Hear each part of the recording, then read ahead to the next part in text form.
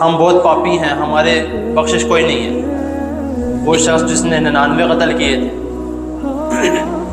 اس نے بھی جب 99 قتل کیے اس کے بعد اس کا دل چاہا کہ میں معافی مانگنا چاہتا ہوں۔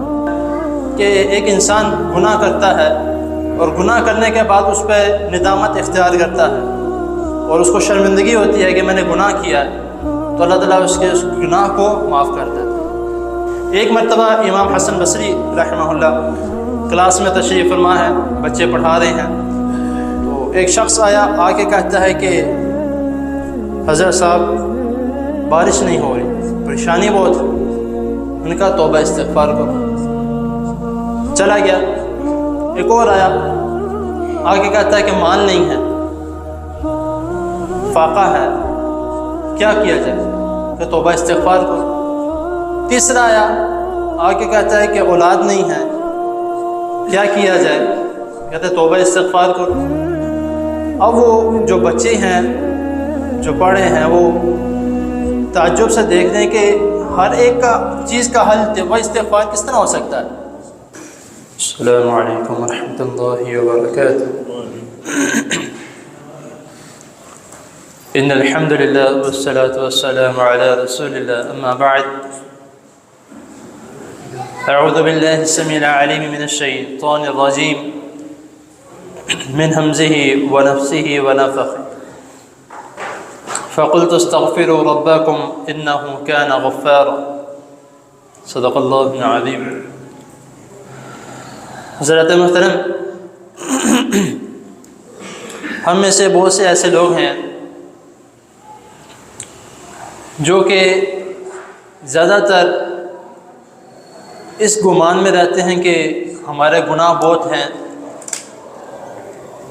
ہم نے بہت گناہ کیے ہیں، پتہ نہیں ہم توبہ استغفار کرتے ہیں، اللہ تعالیٰ ہماری توبہ قبول کرتے ہیں یا نہیں کرتے، تو لگے رہتے ہیں، گناہ کرتے رہتے ہیں کہ ہم بہت پاپی ہیں، ہمارے بخشش کوئی نہیں ہے۔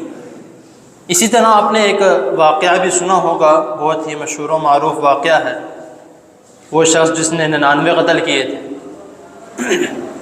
اس نے بھی جب 99 قتل کیے اس کے بعد اس کا دل چاہا کہ میں معافی مانگنا چاہتا ہوں، میں ہدایت کے راستے پر آنا چاہتا ہوں۔ تو وہ ایک شخص کے پاس گیا، اسے جا کے کہتا ہے کہ میں نے 99 قتل کیے ہیں تو میری معافی ہے۔ کہتے ہیں کہ نہیں، تمہاری معافی نہیں ہے۔ آج کے معاشرے میں بھی ایسے کئی لوگ ہیں جو سیدھا ٹھوک بول دیتے ہیں کہ بھائی تم نے بڑے گناہ کیے ہیں، تم نہیں بخشے جاؤ گے، تم نے جہنم ہی جانا۔ تو وہ کہتا ہے کہ اچھا اب معافی نہیں ہے، ٹھیک ہے، اس کو بھی قتل کیا، 100 پورے ہو گئے۔ اور پھر ایک اور جگہ پہ گیا اور جا کے کہتا ہے کہ اس طرح میں نے 100 قتل کیے ہیں تو کیا میری معافی ہے؟ انہوں نے کہا کہ تم اس بستی کو چھوڑ کے تھوڑی دور ایک نیک بستی ہے، ادھر نیک لوگ رہتے ہیں، ادھر جاؤ، ان کی صحبت میں رہو، استغفار کرو، اللہ کا نام لو، انشاءاللہ اللہ تعالیٰ تمہیں معاف کر دے گا۔ چل پڑا، راستے میں حکم ربی آ گیا تو وہ فوت ہو گیا۔ جتنی کوشش ہو سکی اسے اپنے آپ کو گھسیٹ کے آگے لے کے گیا کہ میں پہنچ جاؤں، نہیں پہنچ سکا، تو اب اس جگہ پر فوت ہو گیا۔ یہ حدیث ہے باقاعدہ مکمل تفصیل سے۔ تو اب رسول اللہ صلی اللہ علیہ وسلم فرما رہے ہیں کہ فرشتے آ گئے، جنت کا فرشتہ بھی آ گیا، جہنم کا فرشتہ بھی آ گیا۔ وہ کہتا ہے کہ اس نے قتل کیے ہیں تو اس لیے اس کو ہم جہنم میں لے کے جائیں گے۔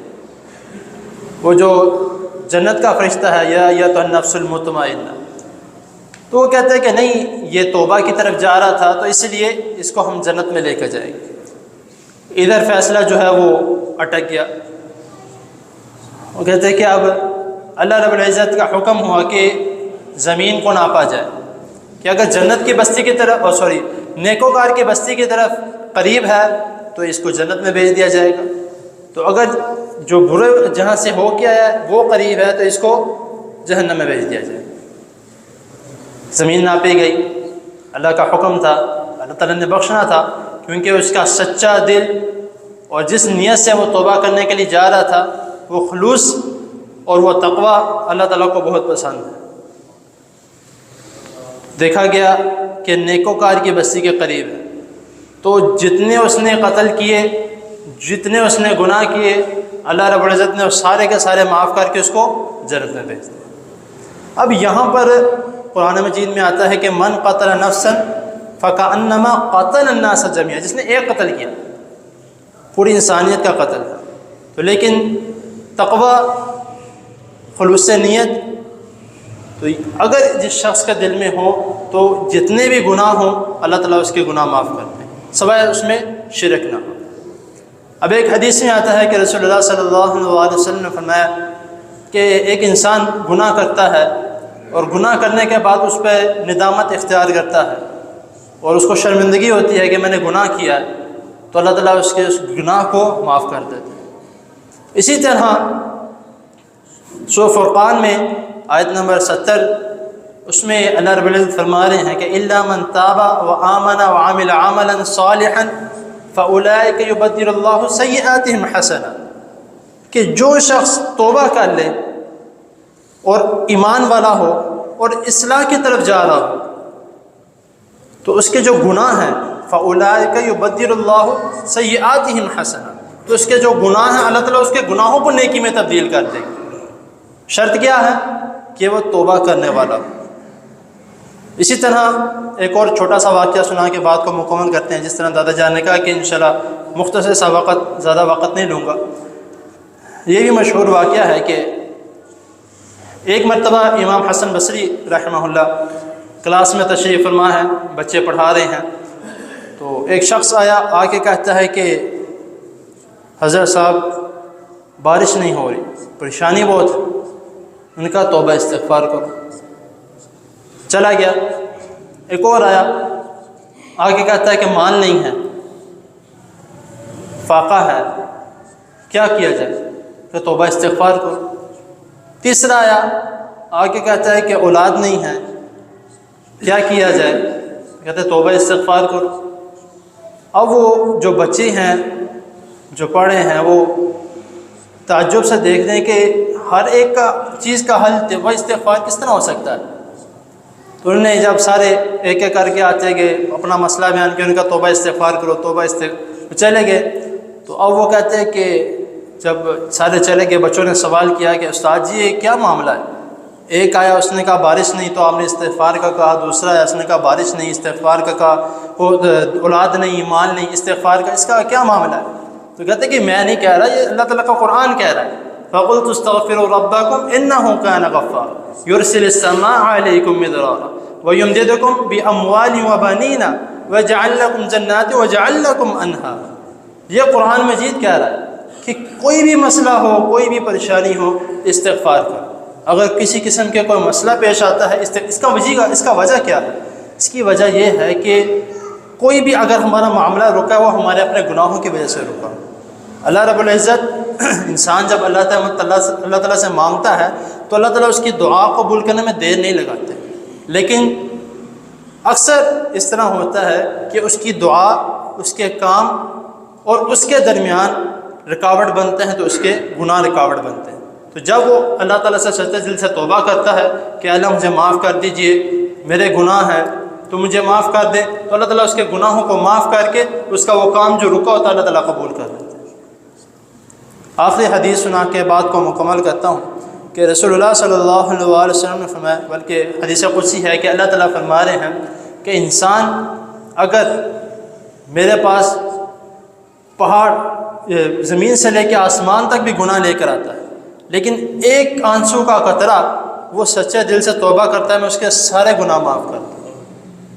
اور ایک اور حدیث میں آتا ہے کہ رسول اللہ صلی اللہ علیہ وسلم نے فرمایا کہ ایک انسان گناہ گار ہے، جب اللہ تعالیٰ سے توبہ استغفار کرتا ہے، اپنے گناہوں کی معافی مانگتا ہے، اللہ تعالیٰ کو اتنی خوشی ہوتی ہے، اتنی خوشی ہوتی ہے۔ اب یہاں پہ مثال دے کے نبی کریم صلی اللہ علیہ وسلم نے فرمایا کہ اس سے بھی زیادہ خوشی ہوتی ہے کہ ایک عورت اس کا بچہ گم جائے اور اس کو واپس مل جائے، جتنی خوشی اس کو ہوتی ہے اس سے بھی کئی گنا زیادہ اللہ تعالیٰ کو اس بات کی خوشی ہوتی ہے کہ میرا بندہ میرے سے توبہ استغفار کر۔ تو اس لیے ہمیں کوشش کرنا چاہیے کہ جو بھی جس طرح کے بھی معاملات ہوں، ہمیشہ اپنی زبان پر چلتے پھرتے اٹھتے بیٹھتے کہیں پہ بھی جا رہے ہیں، سفر میں ہیں، حضر میں ہیں، کہاں پہ بھی ہیں، توبہ استغفار کو جو ہے وہ لازمی اپنے زندگی کا معمول بنائیں انشاءاللہ تعالی انشاءاللہ، کیونکہ رسول اللہ صلی اللہ علیہ وسلم فرمایا اور اللہ رب العزت خود فرما رہے ہیں کہ جتنے بھی معاملات ہیں وہ توبہ استغفار سے درست ہو جائیں گے۔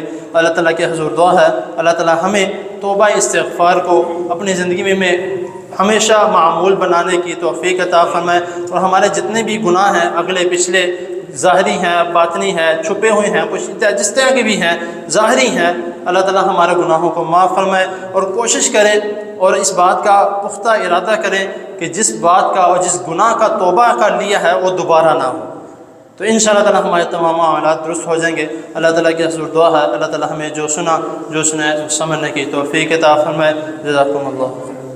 بیماروں کے لیے دعا کرے، ایک دو بھائیوں نے بیماروں کے لیے کہا تھا، اپنے لیے بھی، اور کئی ایک دو گھریلو پریشانیاں ہیں ان کے لیے بھی اللہ تعالیٰ کی حضور دعا ہے اللہ تعالیٰ ان کی تمام پریشانیاں دور کرے۔